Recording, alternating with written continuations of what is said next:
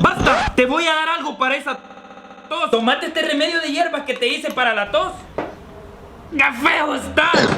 ¡Aún tiene! Te voy a echar Vic en esa tu garganta. Y te vas preparando esas nalgas que te voy a inyectar. No, mamá, ya se me quitó. De seguro se ha de estar aguantando la tos, pero normalmente al reírse se le activa la tos de regreso. Larín, ¿mira este video? ¿Ves que aún tenés tos? Vení para acá. Solitaria como lo habitual.